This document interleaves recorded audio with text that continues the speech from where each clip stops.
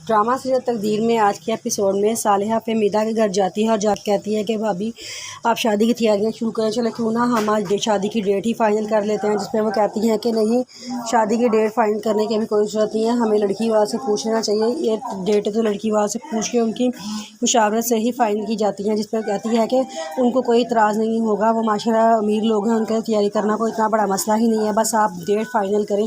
जिसमें वो पहले तो वो बहुत टाल मटोल करती है, लेकिन असद के पापा भी मान जाते हैं और कहते हैं हाँ ठीक है, हमें कोई इतराज़ नहीं है। तो फिर वो डेट फाइनल कर लेती है। फिर सालिहा कहती है चलो और सारे मिठाई खाते हैं, उससे सबको मिठाई खिलाती है, लेकिन फिर भी फहमीदा इस बात पे भी खुश नहीं होती।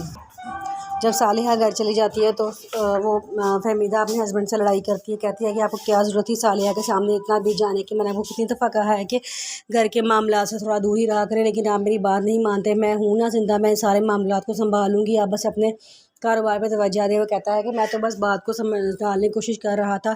फिर फहमीदा कहती है कि आप मेरे सामने असद को फ़ोन करें और उससे पूछें कि वो रूमी के घर क्या करने गया था। उसका हस्बैंड कहता है कि मैंने उसको नहीं भेजा था, वो अपनी मर्ज़ी से गया था। लेकिन वो फिर भी इसरार करती है कि आप मेरे सामने स्पीकर ऑन करके फ़ोन करके उससे पूछें कि वो उनके घर में करने क्या गया था। वो कहते हैं अच्छा। फिर वो असद को कॉल मिलाते हैं और कहते हैं कि हाँ बेटा क्या हाल है, ठीक हो? वो कहता है हाँ जी मैं ठीक हूँ। वो कहते हैं बेटे इस वक्त आप कहाँ पे हो? तो कहता है मैं बहुत ज़्यादा अर्जेंट मीटिंग से वापस आ रहा हूँ, क्यों, खैरियत है?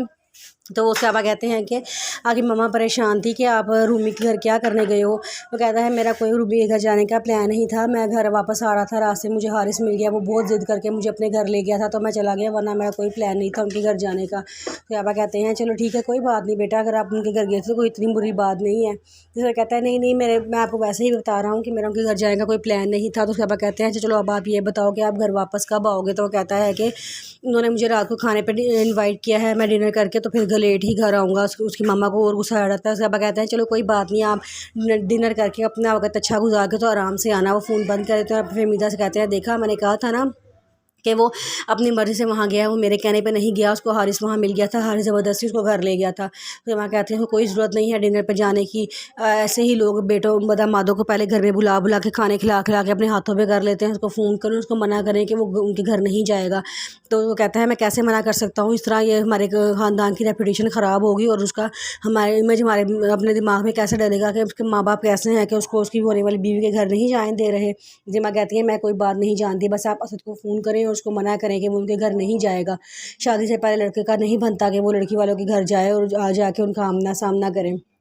उसके पापा कहते हैं अच्छा चलो ठीक है मैं कह देता हूँ, तुम इतनी टेंशन ना लो।